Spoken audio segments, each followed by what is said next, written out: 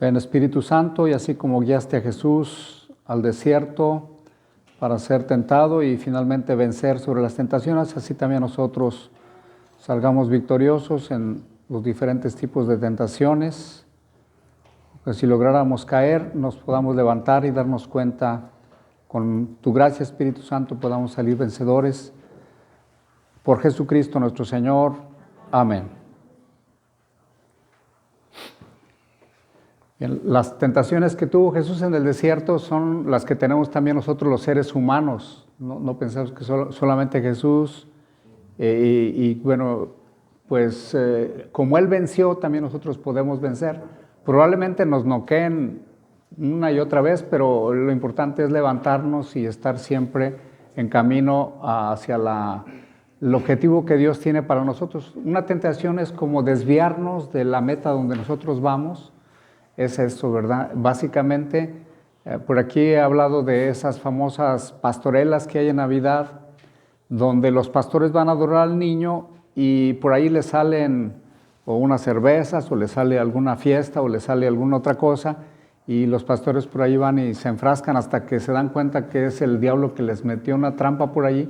Ya logran algunos, ¿verdad?, salir y ir a adorar al niño, que es finalmente. Pues las tentaciones en el desierto son las que en la vida de este desierto, ¿verdad?, que nosotros caminamos por esta vida, vamos encontrando, y Jesús nos da la clave para cómo irlas venciendo. Dice la palabra de Dios que Jesús fue empujado por el Espíritu, fue guiado por el Espíritu. Él acababa de ser bautizado en el Jordán y acababa después de recibir una fuerza del Espíritu Santo para hacer la misión, su misión a la que Él vino a esta tierra, en la cual también nosotros como bautizados también tenemos una misión muy clara, solo que a veces se nos olvida o no la vamos perdiendo a veces en el camino con tantos compromisos, ¿verdad? Muchos de ustedes me han platicado, ¿verdad? A veces pues llegar a este país no ha sido fácil, estar trabajando, estar haciendo, a veces iniciando situaciones pues muy difíciles, a veces hasta vivir con mucha gente en una casa. Esa es una prueba grande, no crean, ¿eh?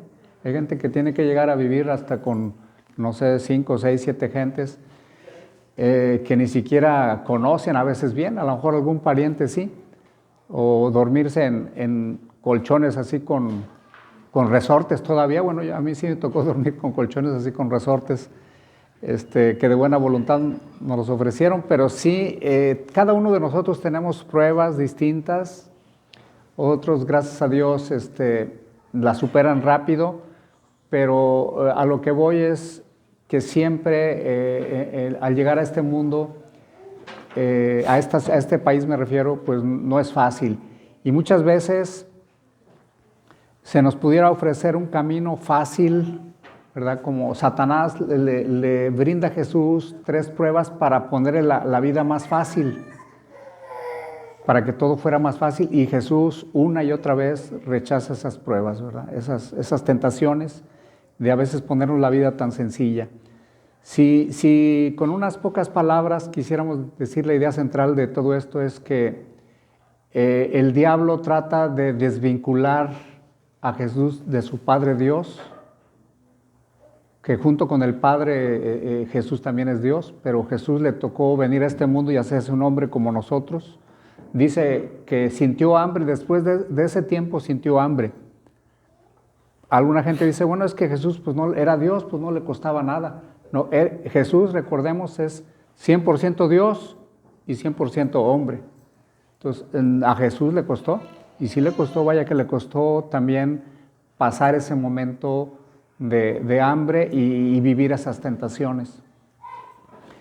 Decía esto tratando de hacerlo, plastificándolo un poco a la vida de cada uno de nosotros y de ustedes. A veces también por muchos motivos, algunos de ustedes han tenido que enfocarse más en el trabajo y a veces han descuidado algún sacramento de sus hijos o de ustedes mismos en algún momento, pues clavarse tanto en el trabajo, ¿verdad?, que dejar la misa de cada domingo.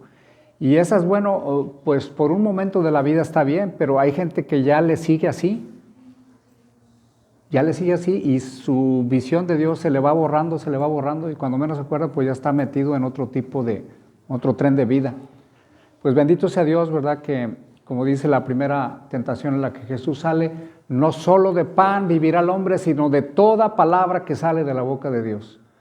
O sea, no solamente podemos vivir del confort que nos puede dar pues no sé, un sueldo, una vida más o menos cómoda, no solamente de eso vivimos, no solamente vivimos de cosas materiales, sino vivimos principalmente de la palabra que sale de la boca de Dios, y esa palabra principalmente pues es la Sagrada Escritura, es la Biblia.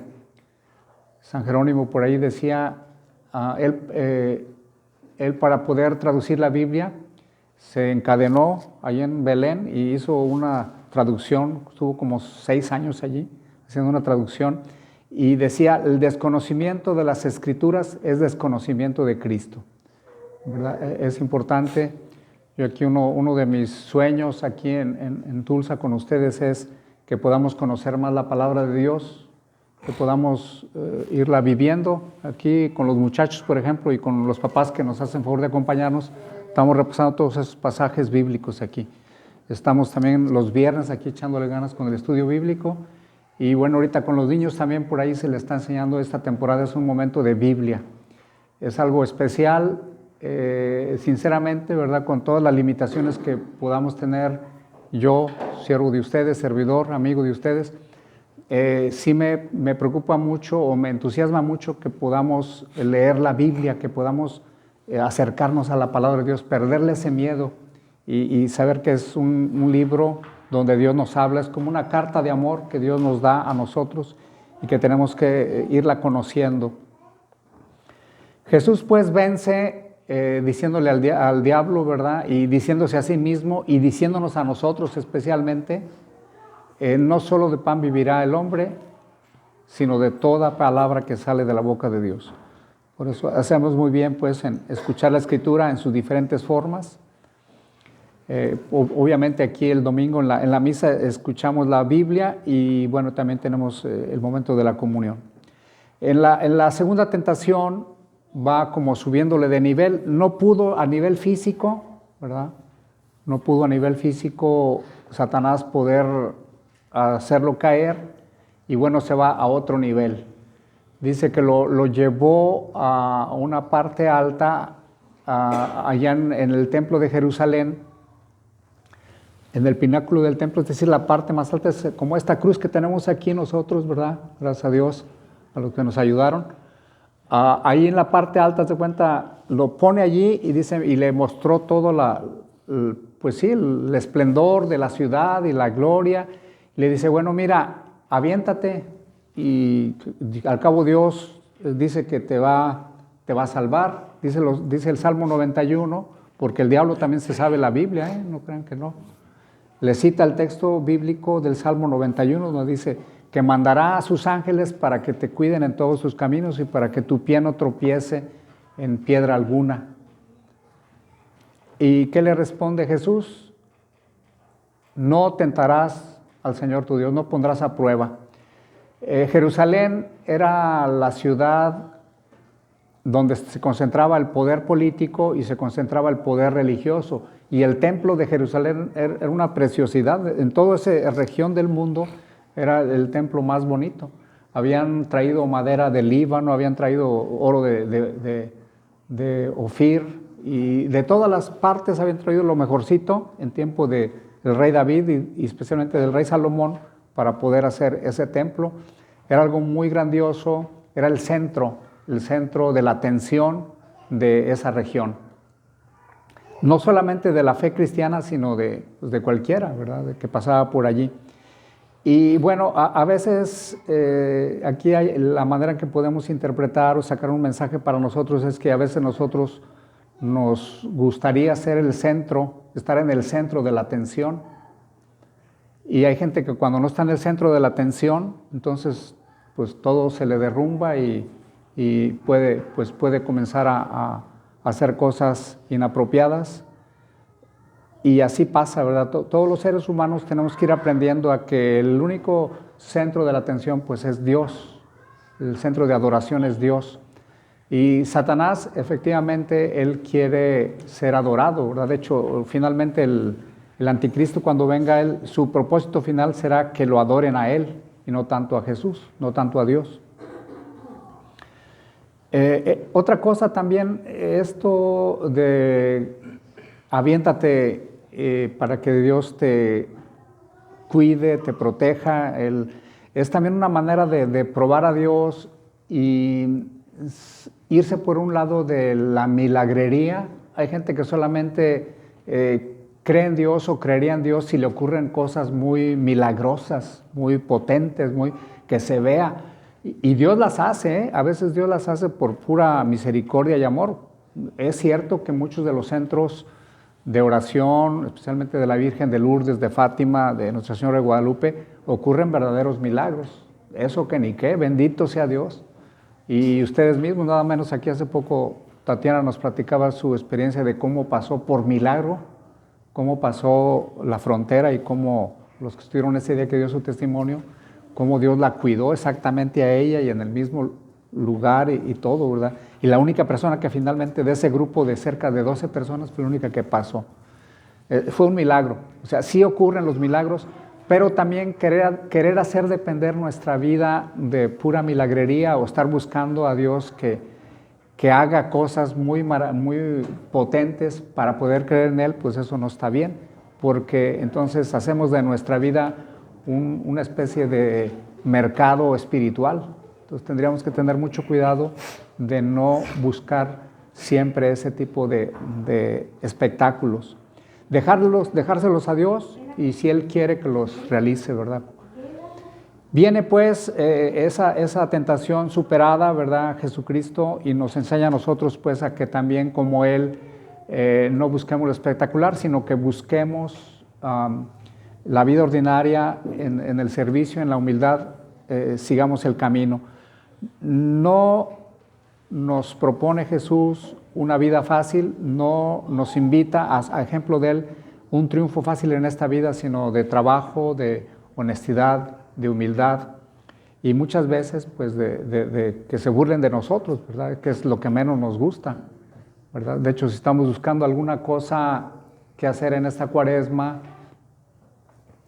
hay ocasiones en que se nos puede hablar de nosotros, se nos puede bulear, como dicen hoy los jóvenes, y a todos nos gustaría responder y poner muchas cosas, a mí inclusive también, pero yo creo que sería bueno que le pidiéramos a Dios esos milagros si son más fuertes, que nos diera la capacidad de simplemente, ¿verdad?, dejárselo a Dios. A veces no está fácil, lo digo por experiencia propia, uno quisiera defenderse de un modo o de otro. Y bueno, yo al menos he llegado a esa conclusión, ¿verdad? Que bueno, pues dejárselo a Dios, porque si uno a veces quisiera defenderse demasiado, pues puede hasta estropear los planes de Dios. Dios a veces trabaja de esa manera. Sí, recuerden que Cristo también hay un momento en que lo quisieron bulear y cachetear y todo, cuando está el camino a la cruz, el soldado y le dice, si he hablado mal, dime en qué, y si no, pues ¿por qué me pegas, verdad? O sea, ¿qué es lo que te está pasando? O sea, sí prevaleció más en Jesús, pues, la humildad, pero también hay un momento en que también es bueno aclarar cosas. Vámonos a la tercera tentación. ¿Qué fue lo que sucedió? Está Jesús, ¿verdad?, nuevamente siendo tentado por el diablo. Aquí quiero que nos quede bien claro, ¿verdad?, que ahí está el desierto, ¿verdad? Muchas gracias. Gracias. Aquí en estos lugares anduvo Jesús, en el desierto de Judea. Ese desierto comienza más o menos a las afueras de Jerusalén y va a parar hasta el Mar Muerto. Ahorita no tengo aquí un mapa, pero sí, los que hemos ido a visitar esta tierra y a estar allá para conocer más la vida de Jesús y del pueblo de Israel, pues nos asombramos, y para mí fue uno de los lugares que más me impactó estar en el desierto.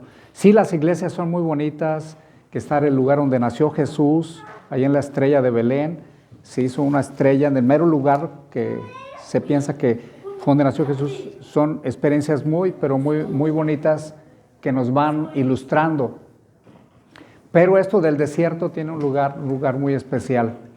Jesús pues va a recibir una tentación, la tercera tentación, donde el diablo lo lleva a un monte muy alto, el más alto de esa zona, lo lleva por allí y le dice, mira, aquí está todo el mundo, su reino, le mostró, ¿verdad? Todos los reinos del mundo, la riqueza, la fama, el honor, los honores, ¿verdad? Vacaciones allá en no sé dónde, y acá y allá, y todo lo habido y por haber. Y le dice, si nomás una cosa, le dice el diablo, lo único que te pido es que te postres y me adores. Y allí en griego, todos sabemos que la Biblia fue escrita en griego, el Nuevo Testamento, el Antiguo Testamento fue escrito en arameo, utiliza la palabra laitreia. Y la palabra latreia o latría significa adoración. Y puede traducirse también como servir, si me sirves. Por eso a veces los servicios, se dice servicio, a un servicio como este se le dice servicio. ¿Por qué? Porque es de adoración. O sea, la palabra servicio y adoración en algunos momentos en la Biblia pueden parecer conectadas y intercambiables. Pero aquí, curiosamente, utiliza la palabra latreia, si te postras y me adoras, me rindes la veneración más alta, es una postración total, es como un rendimiento total. Si tú haces eso, le dice el diablo, si tú te postras y me adoras, yo te voy a dar todo, porque todo es mío, todo me pertenece.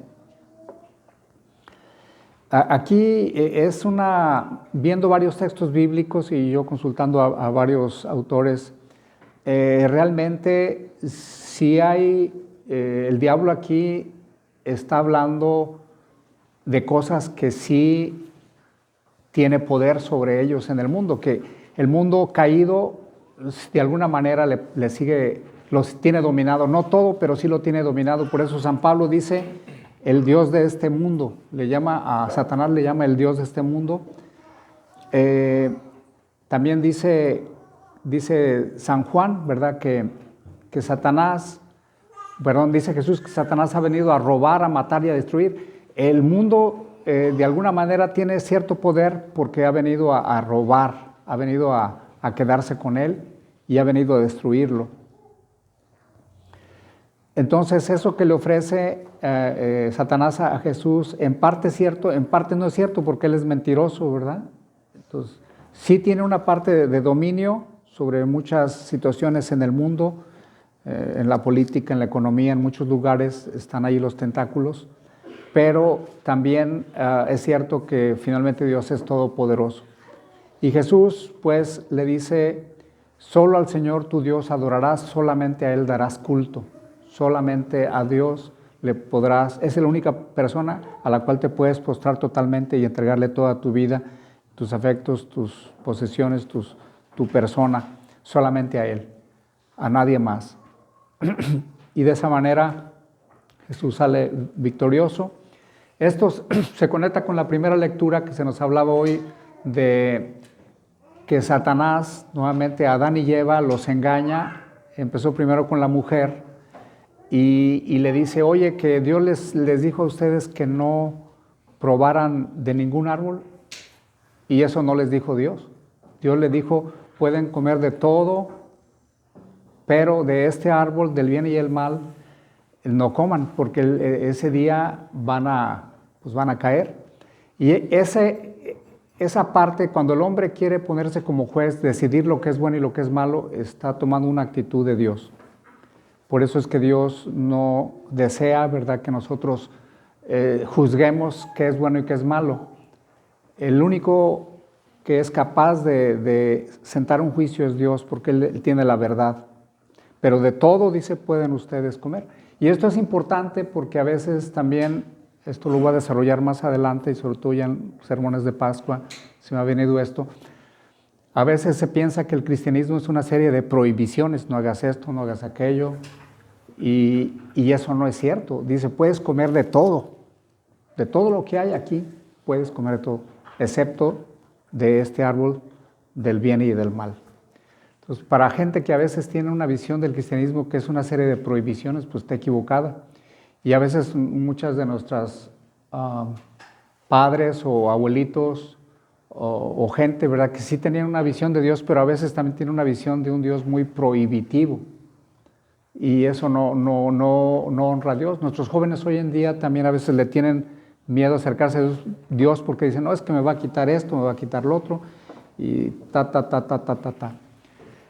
Sí hay cosas que transgreden los mandamientos, obviamente, pero no habríamos que pedirle a Dios que nos dé sabiduría para poder darnos cuenta de que es mucho más lo que Dios nos ofrece, y lo único que nos quita es ese pecado que es como una manzana que tiene cianuro, y dice, de esa no comas, ¿verdad? Porque si te la comes te vas a envenenar. Y ese envenenamiento no es otra cosa más que el ser humano querer hacer su propia voluntad al margen de Dios. Satanás con Jesús en el desierto quiso decirle, mira, tú puedes ser Mesías y puedes ser famoso y todo, ¿verdad? Con ese pegue que tienes puedes tú conquistar todo, ¿verdad? Y Jesús le dice una y otra vez, apártate de mí, Satanás, yo no voy por ahí, yo voy por un camino de humildad, de trabajo, de honestidad, y voy por un camino de los mandamientos. No me interesa ser un Mesías, porque de hecho el Mesías que esperaban los judíos era un Mesías político, un Mesías así potente. Y Jesús, pues, para terminar, nos invita a que lo sigamos. Si Adán y Eva cayeron, obedecieron a Satanás, Jesús lo rechaza. Por eso se dice que Él es el nuevo Adán y María la nueva Eva, que le dijo sí al Señor. Pues que el Señor nos dé un espíritu de sabiduría para entender todas las bondades que Dios nos ofrece en este mundo, que son buenas, creadas por Él, y que también nos dé el discernimiento para distinguir cuando algo no es de Dios. Y normalmente todo lo que tiene que ver con el orgullo, la desobediencia, la envidia, todo eso no es de Dios, ¿verdad? Pues ya Dios nos da muchas pistas. Pidámosle pues que nos bendiga en el nombre del Padre, del Hijo y del Espíritu Santo. Amén.